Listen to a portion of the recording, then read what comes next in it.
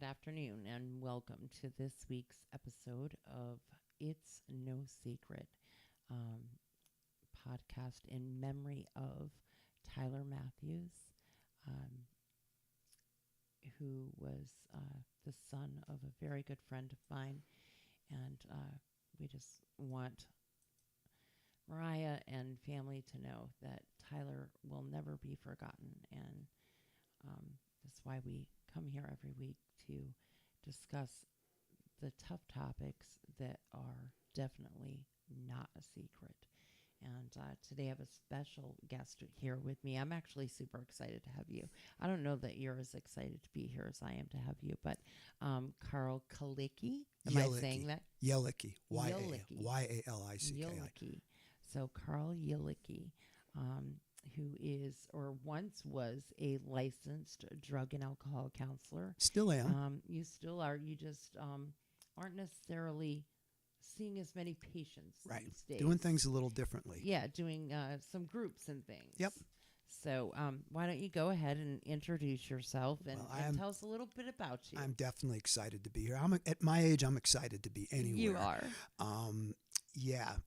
Again, I am a licensed alcohol and drug counselor, and I have been licensed since I think I got my license in 1990. So I'm going into my 24th year of doing that. And I am going into my 33rd year of being clean and sober. Actually, my math is wrong. The Good Sisters of Charity did not teach me that math like they should have. They didn't teach you great math? No. The Sisters of Charity, by the way, was just as much of a misnomer as Department of Corrections. Yeah. That I also am actually proud to say that I worked for lots of years. I got my license while I was working as a probation and parole officer in Burlington. So people can probably figure out that I didn't get that license entirely from reading a book. I had my own struggles as a young man and as a middle-aged man, I guess. But, somehow, some way, that one day at a time thing stuck over the years. Yeah. And, I continue to be blessed that I'm not in what I'm seeing going on all over Vermont and every place else. Glad to be here, Raylene. I know we've had conversations before and we've sort of crossed paths before, and you're doing something I think that's really important. I'm going to talk a little bit about today. I will tell you that I like to give kind of upbeat messages of hope, and I'm running out of hope. I at least temporarily. Mm-hmm. What I'm seeing, I would say it's giving me gray hair or curling my hair, but that already happened on my own. It's just an unbelievable situation out there. People are dying. People are getting murdered. Treatment agencies are closing left and right. I mean, when Maple Leaf Farm shut its doors, I thought this is the end. Mm-hmm.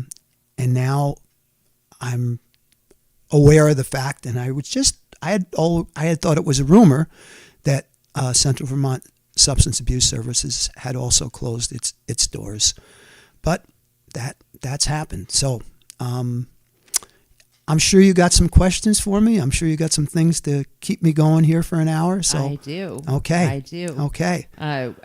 We kind of touched on it just for a second. You mentioned corrections and the fact that you used to work with them. And so is that how you kind of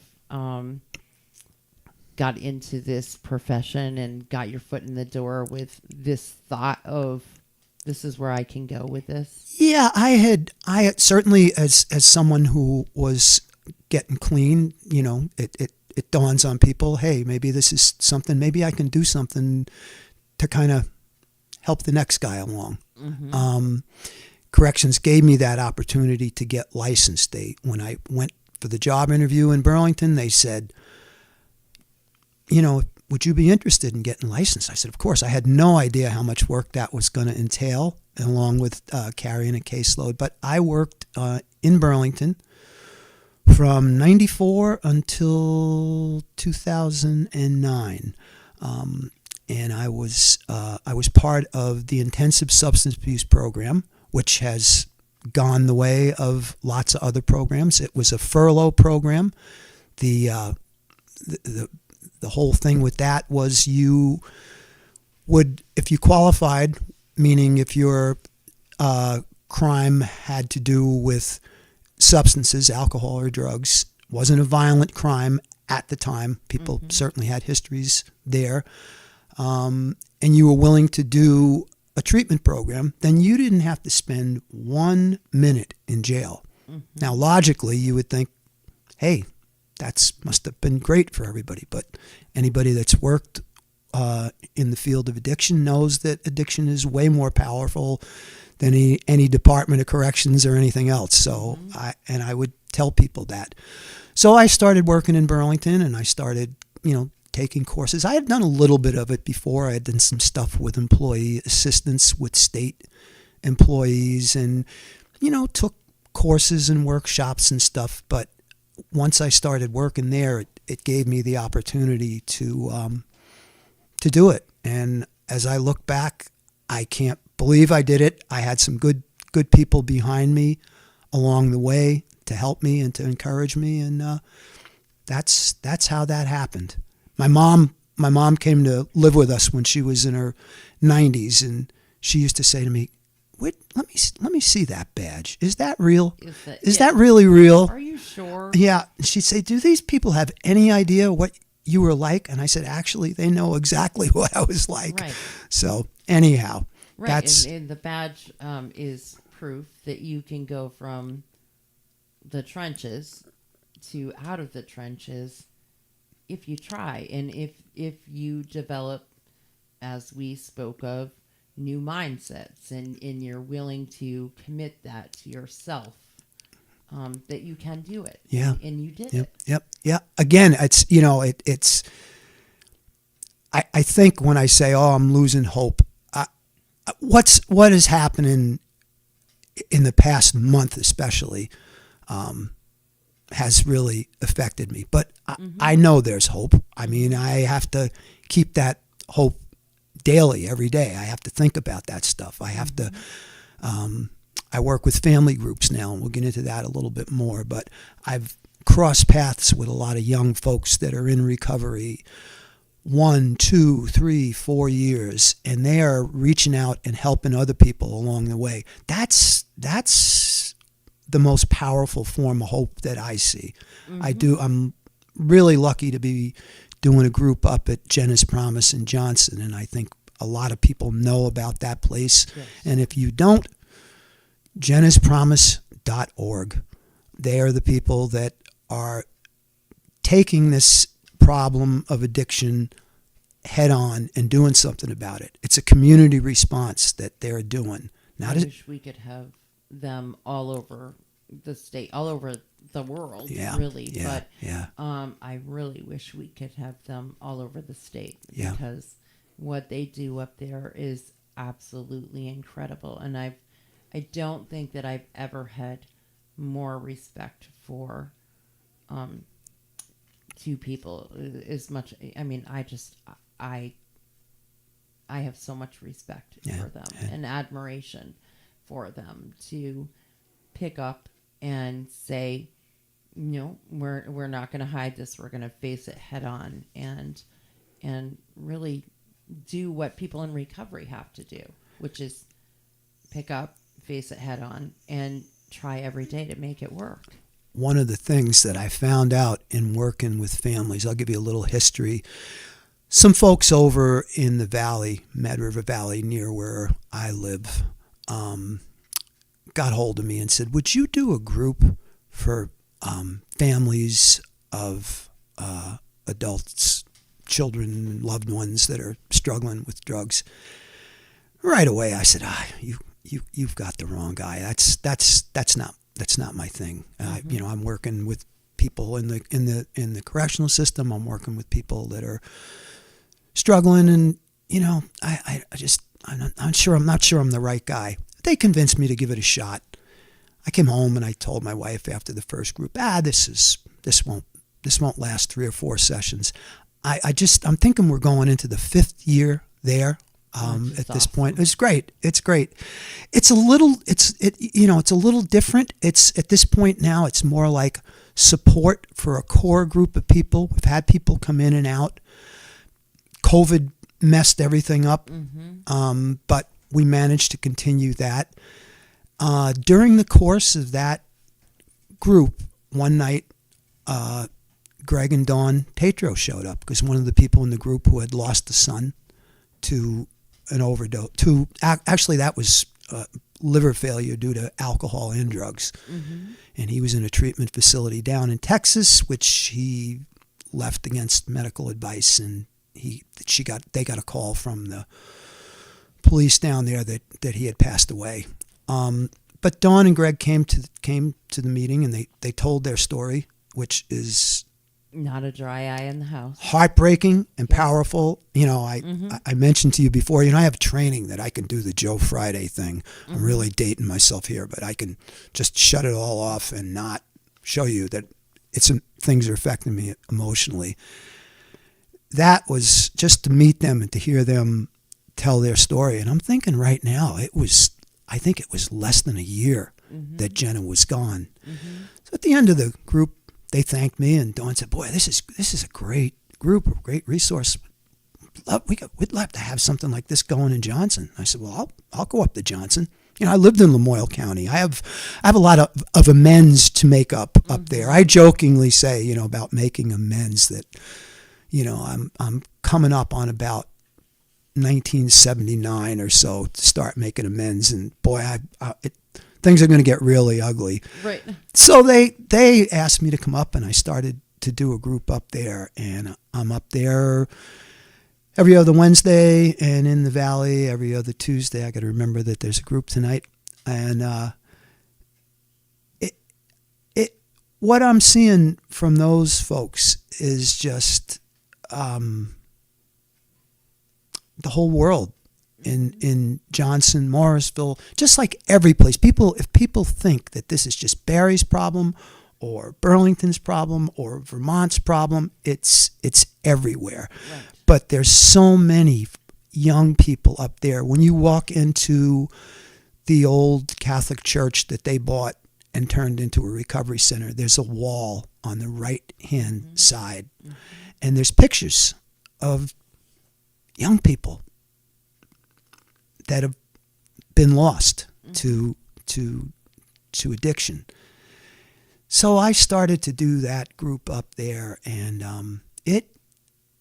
it's again, I'm kind of a BS artist. I think, well, I can con my way through anything. Right. It brought me to a different place working with the families, and one of the many things I learned, but one of the most powerful things, and the first thing I learned, is families are also in recovery. Absolutely. You're in recovery. Absolutely. Based day. on, the experiences you've had with your loved ones. And you know what?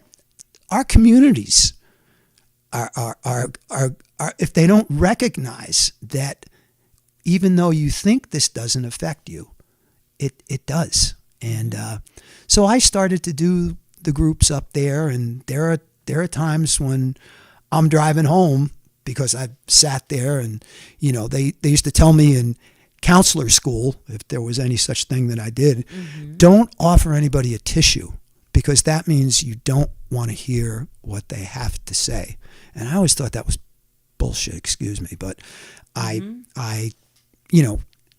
people tell their stories about losing their kids to overdoses, to suicide.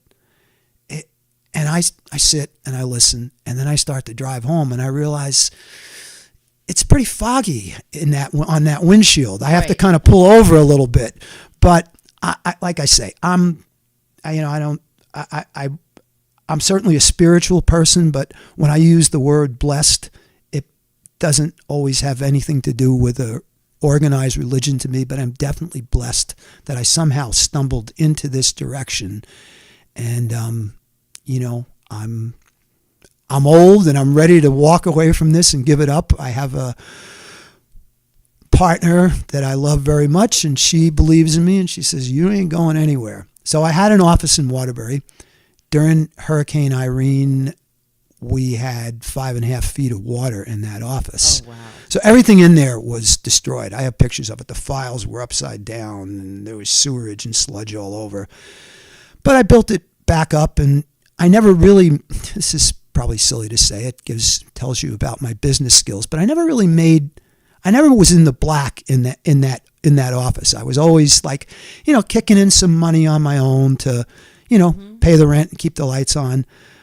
And well, you did it with your heart. Well, I did it. I did it. Wallet. Yeah. I did it because I had to do it in terms of my own recovery, my own, again, making up for some of the stuff that I had transpired in my own life. Mm-hmm. So I sort of slowly started to phase out after the pandemic. I wasn't seeing as many people. I never took insurance, and I can tell you a story about that when I was a probation and parole officer, there was a guy on my caseload. He had a better job than me, certainly better health insurance than me, and he got a $15,000 settlement for an accident, and he went off the rails, and he spent that $15,000 on cocaine that he probably blew in about a week and a half. Mm-hmm. So he was on escape, quote unquote, and we were out trying to get a hold of him, and I contacted his sister, and she said, well, I'm not going to tell you guys anything because he's just going to go to jail. And I said, well, he may go to jail. I haven't filed the escape paperwork yet. Mm-hmm. I'd really rather not do that, and I didn't want to do it. Mm-hmm. I want to stack another charge on this guy. So she kind of gave us a hint of where he might be, and sure enough, we went and we found his truck, DWI number 4, but he was still driving a truck. Mm-hmm. And we got him, and he had probably dropped about 40 pounds in the 3.5 weeks since I had seen him. Wow. Really did not even, he was all drawn, and he was throwing up blood, and he was really sick. And so we said, look, we got to get you into, you're going to have to go with us to jail one way or another, but right. I'm going to tell them to put you on checks, and we're going to do our best to get you out of there into treatment. Mm-hmm. He had insurance. So I was doing this game with some guy in Des Moines, Iowa, right. who was representing his insurance company, and he said, well, he needs outpatient. And I said, well, he's already in a 3-day-a-week intensive outpatient program that we're running, and it's not working, and he needs a higher level of treatment. And the guy on the phone said, well, that has to be determined by a licensed alcohol and drug counselor. Mm-hmm. And I said, I am a licensed alcohol and drug counselor. And he said, well, I thought you said you were a probation and parole officer. I said, I'm that too. And he said, well, how the heck do you do that? And I said, well, I do it quite well, thanks. Mm-hmm. But I'm going to get your name so that I spell it correctly, so that when his family files a wrongful death suit on his behalf, that we will be able to spell your name. As it turned out, the place that he worked had, what do they call those folks? I'm at a blank here that take care of the health insurance and all that stuff in the company. Mm-hmm. And he happened to be a friend of Bill, as they say. He happened to have had struggles in his own life. Oh, no. So he said, this is what we're going to do. We're going to take him off. We're going to put him on a temporary suspension. We're going to suspend his insurance coverage so that he can go and get on Medicaid, which is insane, which again, you and I are going to pay for that one way or another. Right. So that he can go to treatment. He went to treatment, and he managed to come back out and complete the program. I lost track of him. I don't know whether he's remained successful or not. But it dawned on me that I didn't want people in Des Moines, Iowa, or any place else determining what was best for the people that were in my file drawers. Right. So I I decided that I wasn't going to take insurance, and then by natural attrition, I found myself working with people that really couldn't afford me. And I said, pay what you can, see what you can do. If I can't work with you, I'll try to get you involved with somebody else. Things started to happen in Vermont. Recovery centers. Big fan. I don't know the one down here. I know certainly some of the folks that work down there, and a lot of the people that went through there, but I knew the ones in Burlington. I know very much of the ones up in Lamoille County and those folks. The recovery, the Turning Point Center. Oh, the Turning Point. Yeah, the Turning Point Center. And, that started happening all over the state. Those are, again, they got flooded, Right, another place gone. So I'm sure they'll be back, because people we sure hope so. have been knocked. Those people that are in those places have been knocked down time and time again already, and they've come back from stuff worse than a flood. So let's just hope. Yeah.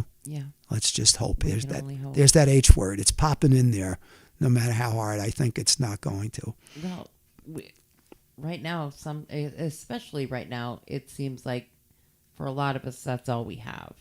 Yeah. Because things truly are they're chaos. It's every day there's something new. There's something more. There's more deaths. There's more domestic assaults. There's more robbery, car thefts, high-speed chase, and now we have all these murders, one right after another, and it's frightening. And I would think that it would be frightening to the people in active addiction. I would think that it would be just as frightening to them that if the drug's not going to get me, somebody else is going to. Right. I think people ask me this all the time. So somebody knows that they're going to take a drug like fentanyl or xylazine. Two things that I just could, as kids, they told us, they're putting stuff in pot and pill, and we just thought, that's scared straight stuff. That's not going to work. This is happening. People are dying, but people will ask me, so they know that this could kill them, and they're still taking it. Why? How can that be? And I always say to people, don't try to apply logic to any of this, because addiction and the throes of addiction and the lifestyle and the drama that comes along with living in addiction daily has nothing to do with logic. People think, this is stronger, this is more powerful, I want it, I'm not going to die, I'm not going to be the one. And sometimes it doesn't even get that far. My good friend Dawn, who knows probably more about what's out there on the streets than the Northern Vermont Drug Task Force knows, is telling me that the xylazine, it's out there, it's in the drugs, and it's cheaper. You get more for your money. It's incomprehensible to even people that have been involved in working in the treatment field. It's certainly something that people aren't going to consider when they're sick. And people would say to me, well, they kind of did this to themselves. Yeah, sort of, but they didn't set out to do this to themselves. No, it's where they wound up. They don't wake up in the morning and say, this is what I want for my life. Right. They're not happy. Right. They're not happy. No. And people, I think, it's really easy when it's not part of your life to make those judgments. I think people have gotten better at understanding it. What you're doing, is certainly a part of that, to not have it swept under the rug. That was one of the first things that the Tetros said. We don't want to keep this a secret anymore. There's a family in my group, Greg and the gentleman, the dad, who will remain anonymous. They played Little League together.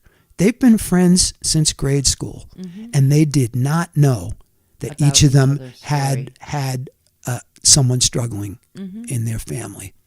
And that's what happens here too. I have been in the trenches with my son. I say to him all the time, this is my life too. If we struggle with, sometimes I say too much and that makes him upset, but this is my life too. This is my part. And it's a whole, the struggle of it all across what the family deals with and hides. Literally for 14 years we've been dealing with this, and probably for 12 of them I thought I was all by myself. I never called anybody. I dealt with everything on my own. Didn't even didn't involve my husband. I just didn't want anybody to know. Right. Because I was ashamed of what's happening. I was afraid of what's happening. I still am afraid. But I also thought that I would be judged by so many people because they just wouldn't understand. And every day I meet more and more and more people that totally get it because they're going through the same thing as me. Right. People don't understand if it's not part of their world. We've had this conversation. I met Craig. I met Craig up at an all recovery group up at Jenna's house. Yes. He's a great kid. The Craig that's in the newspapers is not the Craig that I saw that night. We actually hung out and talked about motorcycles and that kind of stuff afterwards. And it's really easy for somebody to pass judgment and say, "Oh, this guy, he doesn't he has no worth." But that's not the way I see it, and they pass that judgment onto themselves too. I have no worth. Yeah. They don't see that worth. Yeah. Boy, it would be great if they would. Yeah. So people will always, try to say to me, what's the solution? Trust me. If I knew, I'd be on. I'm not Dr. Phil, but I'd be on TV or shouting from the rooftops. Right. I'm kind of glad I'm not Dr. Phil. What I'm seeing now that I get some of my own hope doesn't come from the government, doesn't come from agencies, doesn't come from a guy like me and the many people that I know that do this work. It comes from the community, that people finally say, we are a community. We are, despite the problems that we have, we're kind of all in this together. It's really easy when somebody's in the throes of crazy behavior brought on by their drug use to just slough them off and say that I don't have anything to do with that person. But honestly, if you do that, it's just going to perpetuate it. And I'm not saying that you have to, hug everybody and sing Kumbaya, but you've got to be able to take some ownership that this is happening. And if you don't understand it, good for you, but it doesn't really mean that you can just discard people. Because even if you try to discard them, they're still going to be clogging up your court systems. They're still going to be clogging up your hospital. They're still going to be breaking into your car.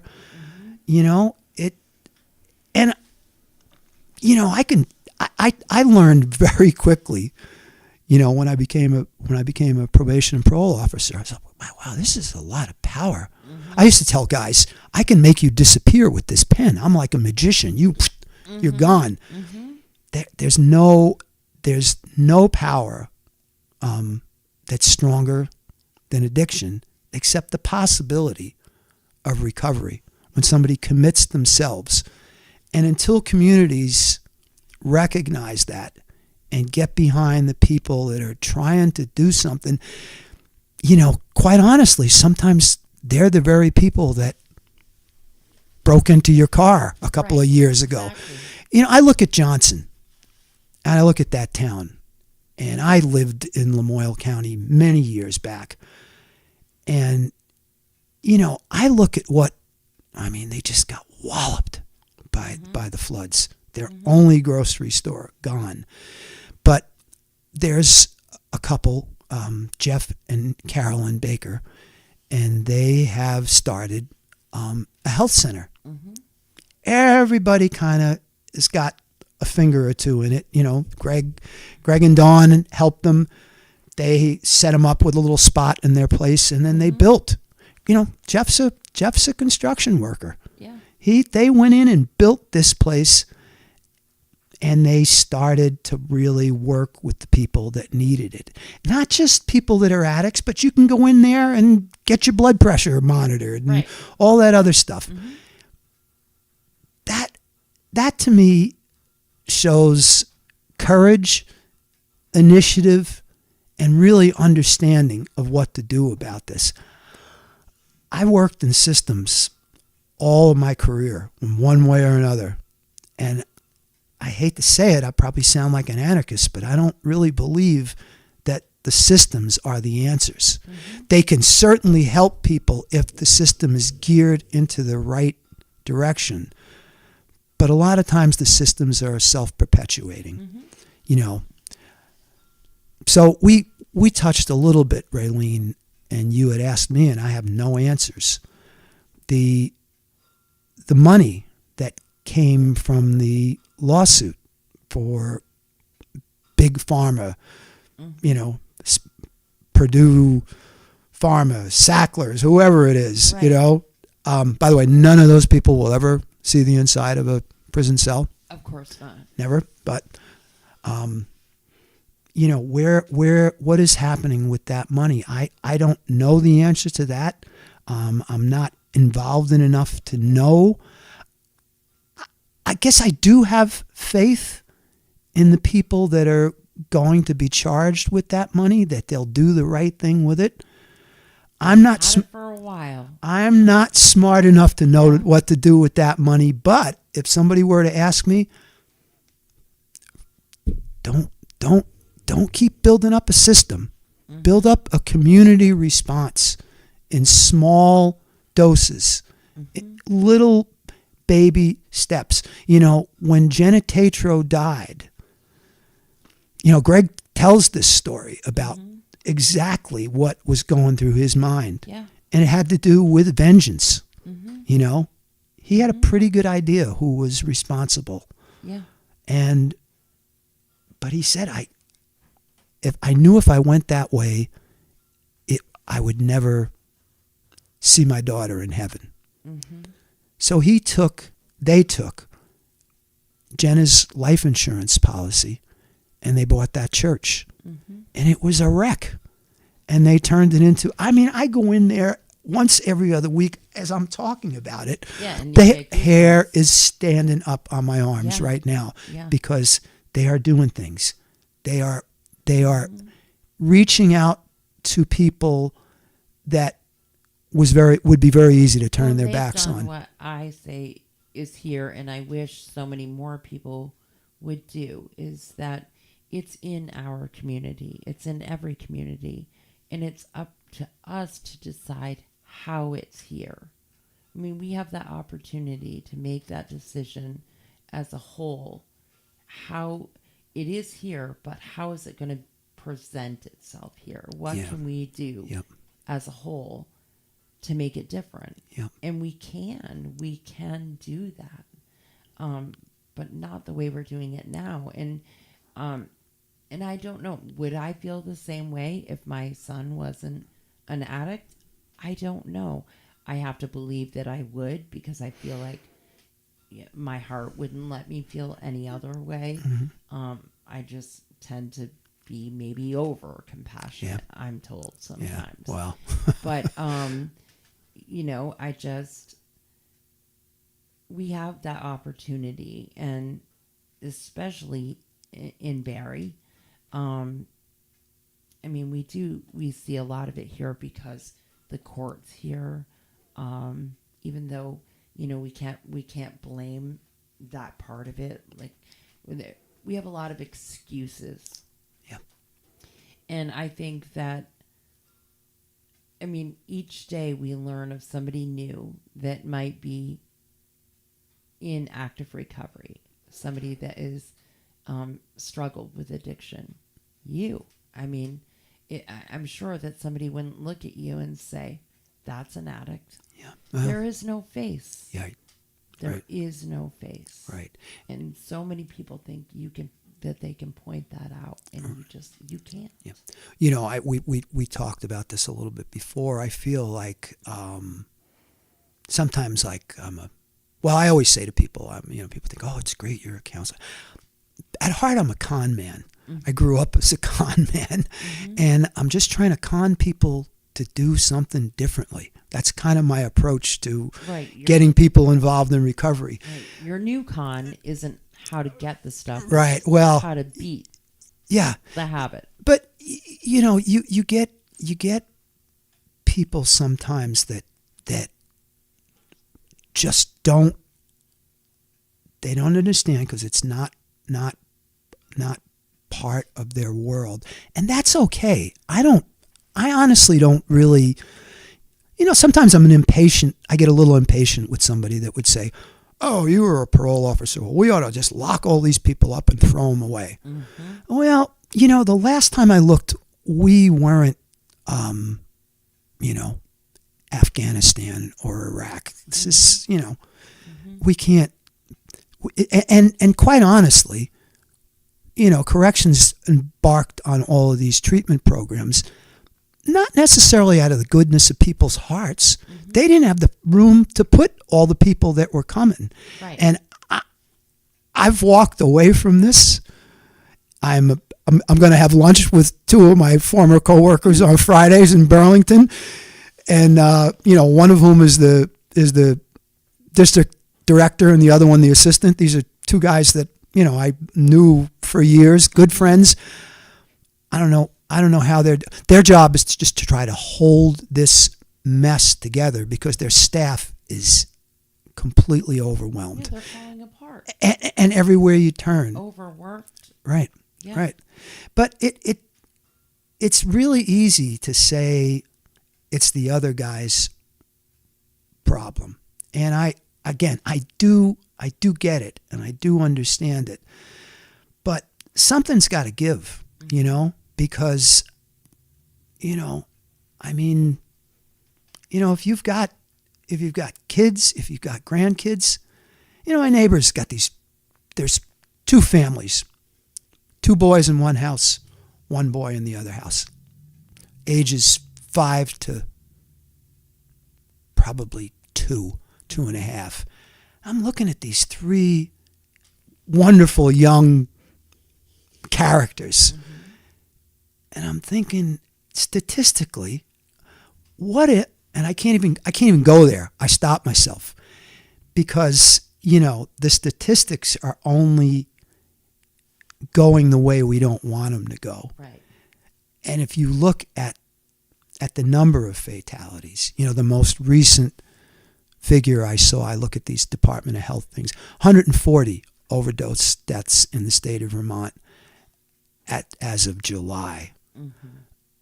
Trust me, that's not all of them. Oh, a lot of them are not reported. Mm-hmm.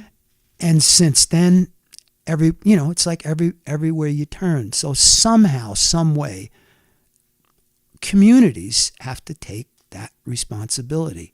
I wish I could, give you a neat little package on how to do that. Right. But try something different than just saying, to hell with them, let them go, Start looking at things like Jenna's. Start looking at other models and and understanding and knowing what we can learn from them. And maybe the same exact thing couldn't work here, but something similar. Certainly something similar. One of Greg's strong points is that he believes it has to be. I told him the word is holistic, and he said that sounds like one of those counselor words. I said, yeah, it kind of is, but the approach that they take is setting up a safe place for recovery, operating a women's residential treatment facility that not only gets people in and helps them detox and helps them get their lives slowly together, it gives them a safe place to live, but they have a cafe in Johnson. They have a store that sells all kinds of stuff. I think they get they buy these Amazon things. Yeah, and I mean, you think, oh, it's what it could be anything and everything in there. They have a coffee roastery. The coffee is the one substance that I have not given up, which I never, by the way, even attempted to use until I started to try to make my own attempts at getting clean, is coffee. And I am absolutely shamelessly addicted to coffee and their coffee. I try to only have one. I try not to have a whole pot full. But so they have a roastery up there. They have a young man that I really enjoy hanging out with him because he's doing all of this stuff. They got a $30,000 plus roaster from Trey Anastasio, who's the guitarist for Phish, who got stuck. I'm not a Phish head. I never quite got their music, but I like those guys. I like what they're doing. And I like the fact opened a recovery center. They're doing what they can do to try to put their money where their mouths are. There's an appliance repair place up there, and a gym. The gym, they got all this equipment. Nobody knew what to do with it. They couldn't get it downstairs, so they had to build an elevator. And when they built an elevator, I said, "What's going on with all this equipment?" They said, "Well, we got to figure out how to put it together." It so happened that I have a friend, and he's in recovery, and we barter. Before I had both of my knees operated on at the same time without narcotics, big hero here, I was more scared of those narcotics than I was of the pain. He's a personal trainer. He's also a musician, a heavy metal musician. He toured all over the country, younger than me. I try to stump him on some 1930s jazz cut. Who's playing drums on that? Never happens because he's a student of the instrument. But he said to me, I'm not really that worried about going back out and using cocaine, but I want to kill everybody that's out there. And I said, welcome to my world, because until you really embrace the daily activities of recovery, you have all this other shit that you have to deal with. So we barter. I see him once a week for counseling, and he sees me once a week as a personal trainer. I have a personal trainer, which is hilarious, but I said, there's all this equipment. He said, what are they doing with it? I said, it's gathering dust.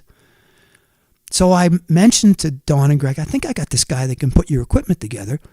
He's working in a gym. He has a gym in his own house. He knows all of it. He walked in there and he went, oh my God, this is all top of the line. Well, let's put this together. I went and helped him. I brought tools. I'm a motorhead. I ride old motorcycles, so I know to have tools with me. And he put all this, he's carrying these 600-pound boxes in while I'm, trying to make coffee for people.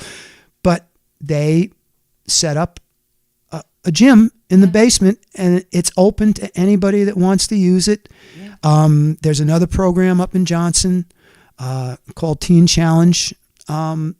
They're not all teens, believe me, but a lot of those folks kind of come in and use the gym themselves. It's just it's getting creative with this stuff that we may not have had the opportunity to do. And again, I don't want to say that they're the only ones that are doing this.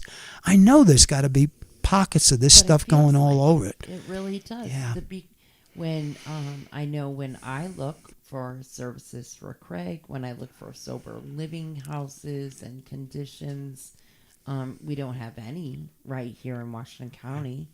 One, I think there's one, maybe two, that will take men, but they 3, maybe 4 people they can hold max. Yeah. That's it. And I only know of 2 places for women. Same thing, very small setup. One of them is so that it can be the woman and her children, Right. Which is, I mean, that's wonderful, great facility. But there's not a lot here. Yeah. And now, with the services gone, it's frightening. And I have to really wonder what role that has all played in the last month of disaster. What role has, the break-ins, the car thefts, the high-speed chases, what does absolutely no services create? Yeah. I think we're seeing it, and we're going to continue to see it. I don't want to keep being negative here, but I have to say, I used to know everybody that was working licensed in the state of Vermont, and I'm not in it on a daily basis, but I can't even imagine why. I can imagine why young folks would go into this field, but I can't imagine why they would stay. I mean, you have to have sort of this altruistic. Somebody accused me of being altruistic. I was like, whatever, You to get young people into this field and to keep them in this field, you gotta pay them. You gotta give them time off. I can't. I mean, I knew people that worked at Champlain Drug and Alcohol. I knew people that worked at Howard Services, friends of mine. I knew people that worked at Central Vermont Substance Abuse Services and people that worked up in St. Albans and Franklin County. Overloaded, completely overloaded. This was way back when. I can't even imagine what it's like going into an agency like that and subjecting yourself to being eaten alive, not through any fault of the agency, right, but through all of the overwhelming things that you're dealing with. Just the numbers, not to even mention the personal toll that it takes on you. And it does. It really does. Yeah. But I don't know where to go from here. Yeah. And I don't know how on earth we're supposed to get services back here. I have no idea. I'm hoping that we'll be talking to the governor soon and some other people. We will be having Don on. Don Tatro will be with us soon too. We're going to chat mom to mom, which we've done a few times. And some of my friends think I'm kind of a vigilante Billy badass when it comes to all of this, but boy, they haven't met her yet because she is she's really 10 feet tall in a 5 feet tall body. Yeah. She really is an absolutely incredible woman, and I'm in awe over both of them, but she just blows my mind. Yeah. And mom to mom, I go, how do you do it? I just can't believe that she can. Yeah, she's. They're just people. They would tell you that, but they are special honest. Kind they're of people. Being honest, and I think that their openness and their honesty has been what they've needed to help them heal too. To say absolutely they're not ashamed of their daughter. This is who she was. Yep. This is what happened. This is my kid. And Jenna's obituary, I still read it every now and again.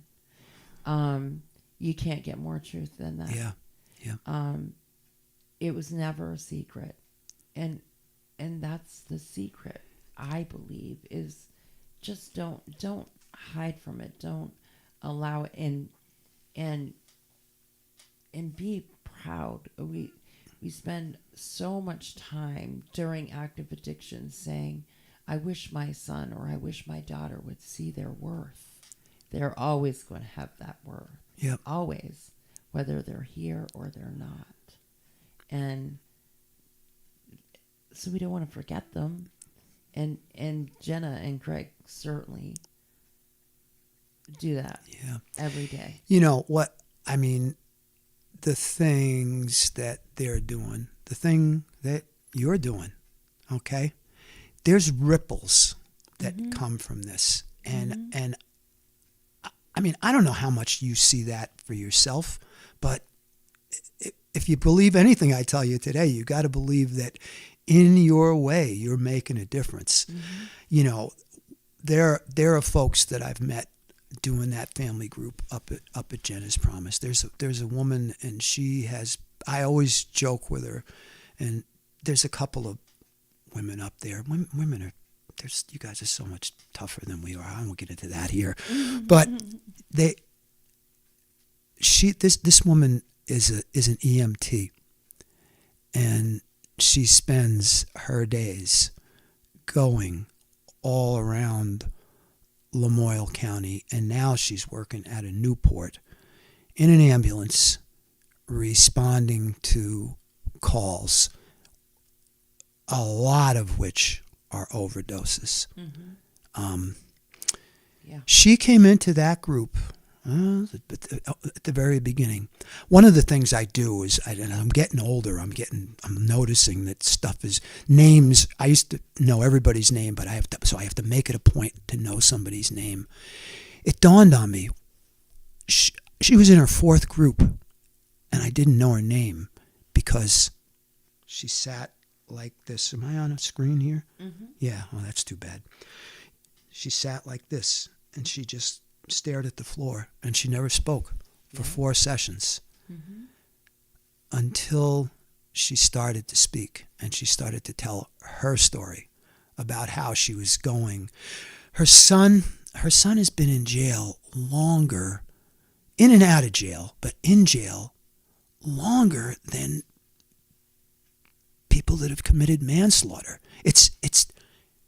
He's duly diagnosed. He's schizophrenic, and he's addicted. And you know, he's got one of the worst struggles that I've ever seen. I don't know him well, but I just know of him, and I know what he's been doing.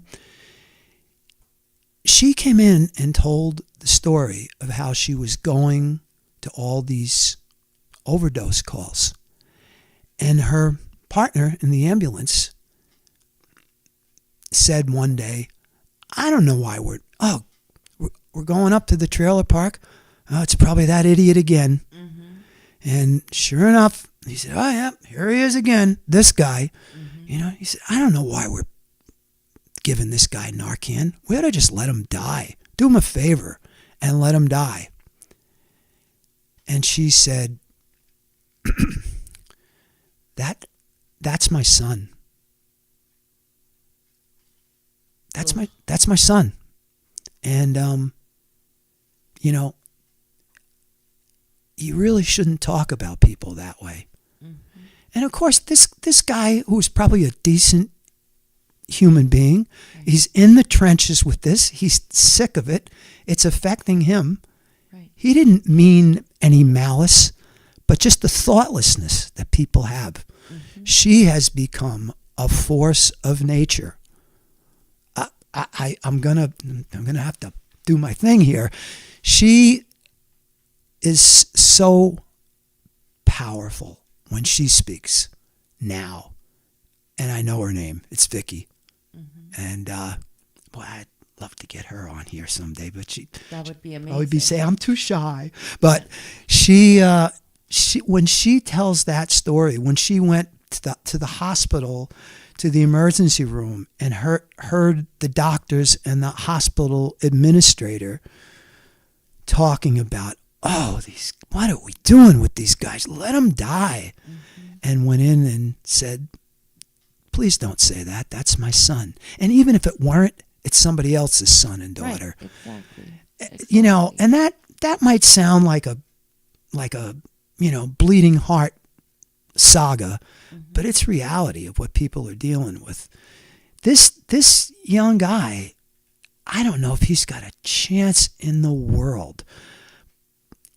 You know, he's probably being kept safe in jail because when he gets out, the voices are there with him. He went to Valley Vista. He didn't want to be there, and then he sort of started to do okay. Yeah. But 2 weeks, 14 days. yeah, get out. but before the 14 days were up, he started to exhibit some of the schizophrenic behavior. He had a ball and he was bouncing it against the wall incessantly. And he had to go. You know, I don't know what kind of chance this young man has. Is he worth it?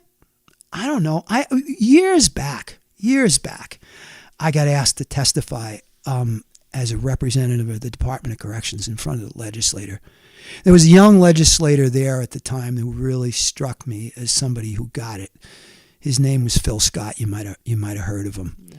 But so I went in and gave this very impassioned speech about young people. We were trying to get funding so that they would fund youth probation officers, YOPO, youthful offender probation / parole officers.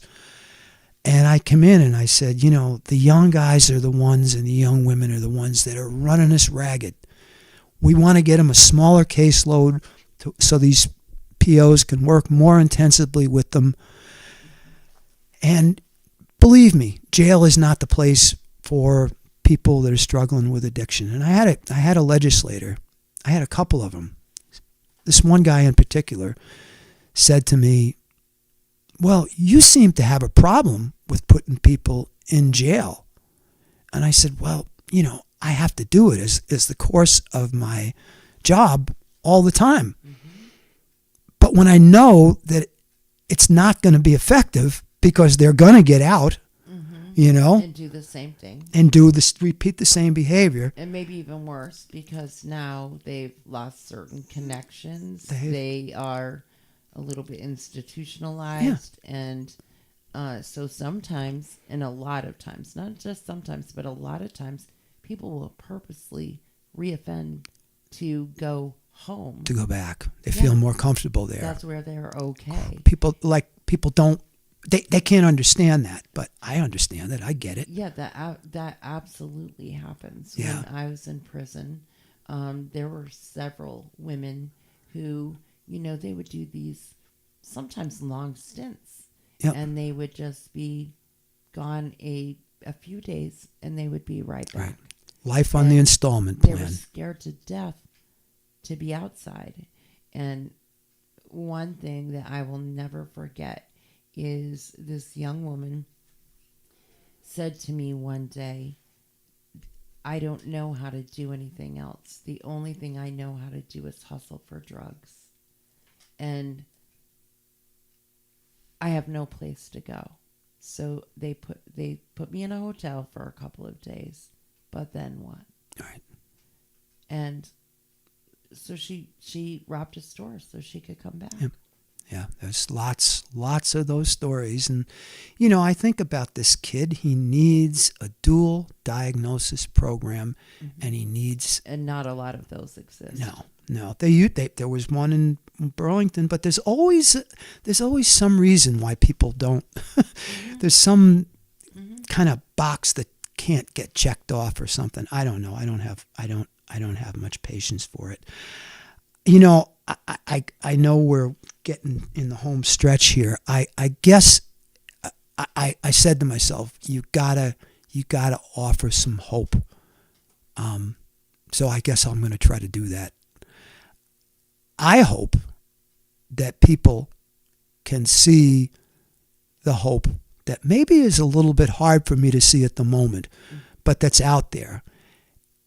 And then I also hope that people can understand that these folks that we want to turn our backs on and want to cast away probably can offer up some pretty good solutions. Mm-hmm. If we talk to them. If we talk to them, if we listen to them, if we get them engaged in something that's going to be positive for themselves, get them out of that cycle of drama. Mm-hmm. Some of those answers, they don't lie with an old guy like me that's been doing this for so long. They lie with the very people that we sometimes want to just shuttle away. Mm-hmm. What and their families. The families. Yeah, by talking and not keeping it a secret and sharing what we've experienced and what we need, and that's what we need. You know, if there's somebody out there that has a story to tell, here's a good place to tell it. Mm-hmm. Right here. It'll get out. It takes some courage to do that. Mm-hmm. But, you know, maybe something you've been hiding, you might want to share with somebody else. I really hope that this down spiral that we're in right now evens out a little bit. I think, you know, I think the people that have some of the control of the resources realize that this is we're heading. If we're not in the middle of a tragedy right now, we're headed for one for sure. But I just and if you're out there and you're somehow listening to this and you're struggling to stay clean, reach out. Mm-hmm. You cannot, you will not do this alone. Mm-hmm. I get that. Mm-hmm. I don't need anybody's help. I can do this alone. No, that's the monkey picking at your ears. Bullshit. That's telling you that story. Yeah. So, okay. Yeah, we all need each other. Well, thank you so very much. Thank you for coming. I appreciate you greatly, and thank you for sharing your stories and giving us hope. You really did. Yeah, well, even if you don't think so. I tend to ramble. We all know each other's stories. Yeah. You know, we all need that opportunity to know and understand each other's stories and know that we're not alone, and that we don't have to keep making this a secret. So thanks for everyone that watched, tuned in. Make sure you share, and thanks for joining in. Invite more people to watch, and let's spread the message as much as we can. And if you want to tell your story, if you don't want to tell your story and you just want to talk, please reach out to me, because I'm always here, and this is like a mission of mine. So have a great day. Have a safe week. Be well, and love y'all.